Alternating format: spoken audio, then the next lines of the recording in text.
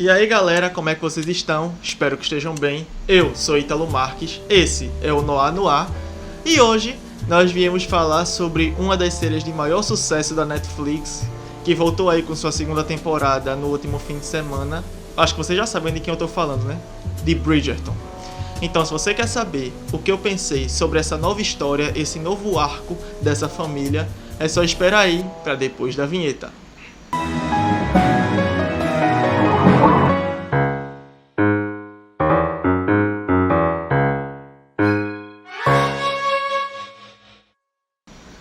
Bom, antes da gente começar, vocês já sabem, eu vou pedir que vocês deem um like, se inscrevam, ativem o sininho e esperem até o final do vídeo, quando eu der a opinião, para vocês comentarem o que vocês acharam dessa nova temporada, dessa nova história, se vocês acharam que faltava alguma coisa, se para vocês foi ótimo, se vocês terminaram a temporada frustrados. A opinião de vocês conta muito e a gente gosta de ver. Então, vocês já sabem, é só comentar aí embaixo. Jabá feito. Vamos para o foco do vídeo. Bom, Bridgerton chegou ao catálogo da Netflix no ano de 2020 com sua primeira temporada e conseguiu uma fanbase muito boa, trazendo uma história de romance no período regencial londrino, com um toque de sensualidade e um pouco de drama, que é a mistura perfeita para conquistar o público. E agora ela volta com o dever de ser tão boa quanto a primeira temporada. A questão é, ela conseguiu? Bom, Bridgerton é uma série de livros de Julia Quinn, nos quais a série é baseada, e cada história conta a história de amor de um filho da família Bridgerton. A primeira temporada focou em Daphne, na história dela com o Duque, e nessa segunda temporada a gente tem o foco em Anthony Bridgerton, o filho mais velho da família. Bom, a gente viu Anthony na primeira temporada como alguém autoritário que assume a liderança da família, ele se preocupa com Daphne, age como se fosse o pai dela, e é um personagem bem difícil à primeira vista. Mas aqui a gente tem Anthony preparado para exercer o seu sacrifício, por assim dizer, aos olhos dele, ao se abrir na temporada social, que é onde a alta sociedade de Londres arranja seus casamentos, onde os casais se formam e dali saem os matrimônios. E ele sabe que a função dele nessa temporada é se casar. Então ele tá ali junto com a sua irmã Heloise, que está debutando também na sociedade, para arrumar um marido. E quando anunciam que ele está procurando por uma esposa, ele se torna o partido mais desejado da sociedade. No caso, ele é um visconde. Então, nobreza, as solteiras caem matando em cima dele. Em contraponto, a gente tem a chegada de Kate Sharma e Edwina Sharma. São duas irmãs vindas da Índia que vieram para a temporada social londrina também para arranjar um casamento para Edwina. E a gente conhece essas irmãs, sabe que tem mais coisas por trás daquilo ali. No decorrer da temporada a gente vai descobrindo isso, eu vou falar sobre isso mais na frente. Mas enfim, Kate está em Londres com um único objetivo, que é conseguir um marido para a irmã. Conseguir um casamento perfeito com um homem bom, um homem de posses, um homem que a ame. Porque ela acha que Edwina merece tudo que há de bom dentro de uma relação matrimonial. E o foco dela é esse, conseguir um marido para a irmã, e uma vez que a irmã estiver casada, ela vai voltar para a Índia, trabalhar como governanta, porque ela não tem a menor intenção de se casar. Até porque ela já é vista como uma mulher solteirona, porque ela tem 26 anos e isso já é considerado um absurdo, uma mulher estar solteira a essa altura da vida. Mas a gente tem aí o primeiro contato de Anthony com Kate, eles não se dão bem à primeira vista. Tem um atrito ali entre eles, uma implicância boba, mas durante o primeiro baile da temporada, Kate ouve uma conversa de Anthony com outros cavalheiros da sociedade, em que ele fala que ele quer um casamento de acordo com as vontades dele. Que a esposa ou pretendente cumpra os requisitos que ele tem, arrisca, que não tenha deficiência em nenhum deles. E ele não busca um casamento por amor. Ele quer um casamento apenas para cumprir o dever de chefe da família, tendo uma lady ao lado dele. Isso já desqualifica ele totalmente da possibilidade de ser o marido de Edwina, porque Kate quer um casamento perfeito para a irmã. E ela treinou Edwina para ser uma dama perfeita justamente por isso. Mas ela considera Anthony libertino, machista, e ele vai contra tudo aquilo que ela admira em um homem. Então, ela acha que ele não é o noivo adequado para a irmã dela. Só que aí, a rainha, como sempre, em toda temporada social, elege o diamante dela, e ela acaba elegendo Edwina como o diamante da temporada. O que torna Edwina a garota mais cobiçada da temporada social. O que desperta os olhos de Anthony, e ele acaba se aproximando dela a contragosto de Kate, que fica tentando fazer de tudo para mostrar que ele não é digno, ele não é qualificado, eles têm uma rixa pessoal, eles não se dão bem, e ela quer provar que ele não serve para estar com a irmã dela. O que ela não contava é que ela também se apaixonaria por ele. Então, a gente tem o desenvolver dessa história com todos os dramas que vão ao redor, já que qualquer percalço nessa história pode ser fatal para a família de Kate, porque já houve um passado sobre a mãe dela que se envolveu com o escriturário de classe menor, o que é um absurdo, porque gente da alta sociedade não deve se envolver com pessoas de classe inferior a elas, de um círculo social inferior. E ela fugiu para a Índia com ele, e ele já tinha Kate. Ou seja, Edwina e Kate são meio irmãs. A mãe de Edwina adotou Kate como se fosse filha dela, mas na verdade é madrasta, e isso é um escândalo perante a sociedade. A rainha não gosta muito disso, e tem toda essa polêmica em torno delas perante a sociedade. Mas Edwina tá lá para conseguir um marido, ela é como qualquer outra debutante, e ela é o diamante da temporada.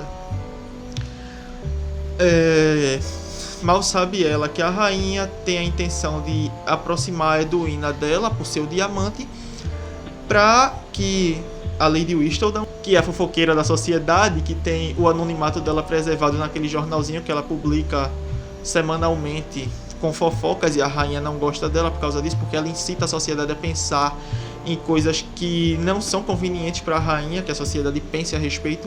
Ela sabe que ter Edwina por perto vai fazer com que Lady Whistledown se aproxime de Edwina para tentar descobrir alguma coisa, para poder falar sobre ela, e aí vai ser o momento em que ela vai descobrir a identidade da mulher em questão. Do outro lado dessa história, a gente tem Penelope Featherington, que ela é a Lady Whistledown, a gente sabe disso no final da primeira temporada, e ela retorna nessa temporada social com os panfletos lá, com as fofocas dela e tal, da Lady Whistledown, e a gente vê que a rainha está cada vez mais no encalço dela. A gente tem mais chances de ver como funciona ali a entrega dos manuscritos para tipografia, para ser publicados, e como ela lida com tudo aquilo, como ela administra aquilo. E a gente tem o lado dela com Colin Bridgerton, que a gente sabe que durante as viagens dele, eles se comunicaram por cartas, eles criaram um laço mais forte, mas Colin ainda continua considerando Penelope uma amiga muito próxima dele e nada além disso. O que deixa Penelope frustrada, porque ela é apaixonada por Colin. E para uma garota que está acostumada sempre a ficar no canto sem ser notada, o que é ótimo para ela poder observar as coisas e publicar no jornalzinho dela lá, ela não ser notada pela única pessoa que ela quer que repare nela é uma coisa meio triste. Mas é o que acontece.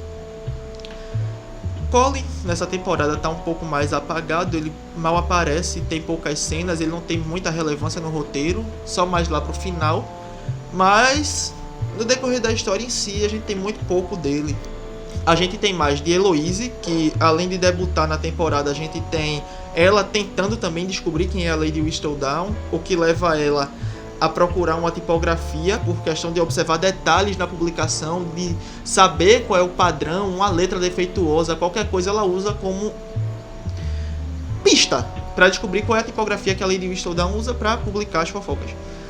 O que leva ela a criar amizade com um tipógrafo, um aprendiz de tipógrafo, na verdade, que tem ideias progressistas como as dela, que não são bem vistas pela sociedade, porque ela questiona toda aquela estrutura de que a mulher deve servir para ser a esposa perfeita. Ela não quer isso, ela é meio que mais moderna, uma mulher à frente de seu tempo, o que leva as pessoas a olharem para ela com outros olhos. e a gente tem todo o enredo dela se seguindo a isso. Ela tem momentos muito bons da amizade dela com Penélope, que a gente tem um amadurecimento na amizade delas, cenas que mostram a evolução da relação delas em relação à primeira temporada. E é muito bom ver isso. Heloise é uma personagem que as pessoas gostam muito. A gente tem Benedict, com a sua trama voltada para a arte, como sempre, aquele desejo que ele tem de se formar como um grande artista, o que faz com que ele vá para uma escola de artes e lá ele conheça uma modelo e ele tem um envolvimento com ela que não me pegou muito porque eu sei que não vai levar muito pra frente. O casal dele não é ela, a personagem que vai ficar com ele não é ela, que o livro dele vai chegar mais pra frente. Mas Benedict pra mim não tem muita relevância porque é um personagem que pra mim não é grande coisa, não. Vamos ver quando ele for protagonista da história. A gente tem Lady Bridgerton e Daphne aconselhando o Anthony nessa temporada. Elas estão mais de ouvinte ali, instruindo ele, direcionando ele. O que é bom ver os papéis se inverterem, porque na primeira temporada Anthony era muito isso pra Daphne e agora ela que é a pessoa que chega pra ele e fala: não, vê só, é assim, falando sobre questões de sentimentos, sobre ele começar a considerar o amor na relação, porque elas dizem que isso é importante, que o amor é um ponto de força e não um ponto de fraqueza, como ele enxerga que é. E tem muitas cenas boas deles em relação a isso. Tem Lady Danbury, que é a personagem que acolhe Edwina, Kate e a mãe delas na temporada social, coloca elas na casa dela e meio que elas viram as protegidas de Lady Danbury, e ela também tem como objetivo conseguir um casamento para Edwina. E aí vem a parte mais chata da temporada, que é a trama de Lady Featherington, que, seguindo aquele enredo de falência dela, de falar sobre a decadência da família dela e como isso é uma coisa inconcebível na sociedade em que elas vivem, porque tudo é sobre aparência, o que eles mais temem é a pobreza e a maledicência, e ela se vê tentando arrumar uma solução. Agora que o marido dela tá morto, ela não tem quem sustenha a família, não tem quem sustente as filhas dela, então ela sabe que vai chegar um novo Lorde, que é um primo, e ele chega lá, mas ela descobre que ele também tá falido, então ela começa toda uma trama de querer enganar pessoas para investirem nas minas do primo dela, que estão vazias. Ele é falido, então não tem pedras preciosas lá, e ela só vê nisso a oportunidade de prometer um retorno financeiro muito maior do que aqueles que estão investindo, só para pegar o dinheiro deles e se manter ali, na classe em que ela acha que ela pertence. É uma personagem que eu não simpatizo com ela desde a primeira temporada, e a trama dela eu não poderia ligar menos. Eu acho bem chata. Poderiam cortar as cenas dela, poderiam cortar as personagens da família Featherington, com exceção de Penélope, e não me faria falta. Seriam personagens que não precisariam estar ali pra mim, sem problema nenhum. Mas, voltando para o foco nos protagonistas, são Anthony, Kate e Edwina. A gente tem cenas muito boas de desenvolvimento, tanto de Anthony com Edwina, quanto de Anthony com Kate. E a gente tem aí a cena do Pall Mall, que é que é uma das cenas mais comentadas, a cena do jogo lá, que a galera também chama de cricket, que tem aí um embate entre Kate e Anthony, um embate divertido de se ver, aquela implicância deles e tal. E a química deles em cena é muito boa. É um casal mais slow burn, assim, eles demoram mais a acontecer em relação a Daphne e o Duke na primeira temporada, porque eles se casaram na metade da temporada, na outra metade eles estavam fazendo vocês sabem o que, se vocês assistiram. E eu preferi que o casal demorasse mais a se desenvolver, porque a gente sente mais o sentimento florescendo entre eles, a gente nota mais isso. E eu gosto mais da história dessa forma. Sem falar na dinâmica perfeita nas cenas em que eles atuam juntos, Anthony e Kate, a gente sente o drama deles, a gente vê que eles têm motivações para estarem na situação em que eles estão, para querer ponderar o que está acontecendo ali, porque é uma situação complicada que envolve outras pessoas, envolve questões pessoais deles. Anthony não quer se casar por amor, porque ele tem lá o trauma com o pai dele, que morreu na frente dele, foi picado por uma abelha, por uma questão que eu julgo ser alergia. Ele faleceu, isso deixou a mãe dele devastada, e ele simplesmente não quer passar por uma coisa daquelas. Ele não quer se envolver com uma pessoa num nível que faça ele sofrer uma perda da forma que ele viu a mãe dele sofrer. Ainda mais quando ele não teve a chance de absorver o golpe, porque o pai dele morreu e ele teve que assumir o título de Visconde e assumir a chefia da família, sem ter a chance nem de viver o luto, de sofrer a perda dele. Ele simplesmente secou para tudo aquilo e assumiu as responsabilidades, o que deixou ele um cara rígido, um cara que acha que ele deve ser o pulso firme da família e que não se permite ter uma questão mais afetiva nem com os próprios irmãos. Coisa que a gente vê se desmanchar no decorrer da temporada, a gente vê ele ter um momento mais afetivo até com Gregory, que eu acho que é a cena que mais evidencia isso, que é uma cena muito boa. Inclusive as aparições de Gregory Hyacinth nessa temporada foram muito boas. Francesca continua esquecida no churrasco, mas é isso. A gente tem desenvolvido as questões de Anthony com Kate, em contraponto a Edwina, que eles se prendem também muito por ela, porque Anthony chega a ficar noivo de Edwina, ele tá de casamento marcado, ele sabe que ele não pode se envolver com Kate, mesmo eles tendo aquela tensão entre eles, aquela coisa meio enemies to lovers também, eles são inimigos que se apaixonam, e isso vai ficando cada vez mais evidente. Menos pra Edwina, que não percebe nada, até ser tarde demais quando ela chega no altar, e aí ela nota e o casamento não acontece. Aí a gente tem todo o drama em torno de se Anthony e Kate vão ficar juntos, porque tem questões da sociedade, agora que todo mundo sabe, é um escândalo e eles têm que evitar, e aí eles ficam nessa questão: seguir o que a sociedade espera que eles façam, ou dar vazão aos sentimentos deles e ao que o íntimo deles está exigindo, porque demora muito tempo para isso se desenvolver. Para eles se beijarem são 6 episódios em uma temporada de 8, então vocês já esperem aí o fogo brando entre eles por um bom tempo. Mas enfim, a temporada em si ela funciona, ela tem bons momentos, ela tem cenas muito boas, cenas muito cômicas, a cena do lago que também é muito boa, quando o Anthony cai lá. E a gente tem todos os aspectos visuais, a gente tem o figurino, a ambientação, a fotografia, tudo impecável, assim como foi na primeira temporada. Tudo muito bem executado, tudo muito bem feito, tudo muito bonito de se assistir. Apesar de que teve uma parte do público que não gostou muito dessa temporada, porque disse que não foi muito fiel ao livro em que ela foi baseada, que é O Visconde que Me Amava. Mas se tem uma coisa que eu aprendi sendo fã de histórias que foram adaptadas para cinema ou para séries, é que você sempre tem que ir assistir com a mente aberta, porque nunca vai ser da forma que você espera que seja. Sempre vai ter um personagem que você gostava e que não vai estar na adaptação, ou vai ter uma cena que você esperava muito ver e não vai ser da forma que você queria. E você tem que saber usufruir tanto da obra literária quanto da obra visual, até porque são formatos diferentes. E vamos combinar que fica bem chato, né? Você ler um livro, você saber como vai acontecer a história, chegar lá e assistir exatamente o que você leu. Não vai ser legal. E você ainda vai achar uma forma de reclamar, porque a forma que vai ser executado nas telas não vai ser da forma que você imaginou quando você leu, porque cada cabeça é um mundo. Então você tem que saber usufruir, aproveitar e ver o lado positivo de cada adaptação que você assistir, porque cada uma delas tem o ponto positivo. Não, você não tem nada de positivo, sai daqui. Enfim, a temporada pra mim foi boa, ela funcionou no formato que eles adotaram pra ela, na forma que o enredo foi desenvolvido e no ritmo, até porque eu acho que se tivesse seguindo da mesma maneira que é o enredo do livro, O Visconde que Me Amava, teria praticamente repetido a mesma fórmula de O Duque e Eu, e ia ser uma coisa maçante, não ia ser legal. Então a gente fecha essa temporada, a gente fecha a história de Anthony e aguarda a terceira com a história de mais um Bridgerton, que eu acredito que deve ser Benedict ou Colin, que eu espero profundamente que seja Colin, que eu quero ver o desenvolvimento da história dele com Penélope.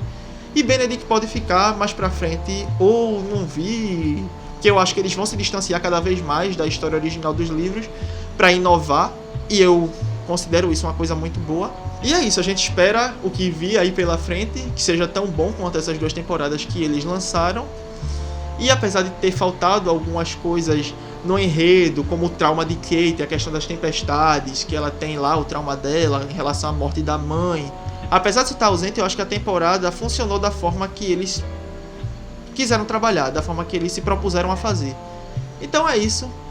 Se você quer saber mais sobre a série, tá lá disponível na Netflix as 2 temporadas. Se você já assistiu, comenta aí embaixo o que você achou. Se você ainda não assistiu, não sabe o que tá perdendo, é melhor você ir lá, dar play, você vai gostar. É um bom divertimento, é um bom entretenimento. E é isso. Eu espero que vocês tenham gostado do vídeo. Não esqueçam de dar like, se inscrever, comentar a opinião de vocês, comentar o que vocês estão achando dos vídeos do canal, se vocês estão gostando. Se vocês estão chegando aqui agora e não sabem muito sobre o nosso trabalho aqui no Noir, a gente vai deixar linkado aqui no izinho outros vídeos para vocês poderem assistir, para fornecer mais entretenimento para vocês, se vocês quiserem maratonar aqui os nossos vídeos. É isso, a gente se vê na próxima. Eu espero vocês. Até lá, tchau!